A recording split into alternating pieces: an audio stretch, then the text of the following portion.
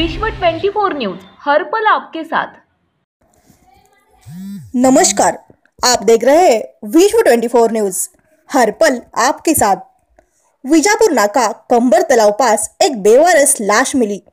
बैतुल माल शिपा कमेटी के तरफ से बेवारस को रात दिन सुविधा। बैतुल माल शिपा कमेटी के संस्थापक अध्यक्ष लादिन शेख, जुबैर शेख, मोहसिन शेख, रफीक मुजावर।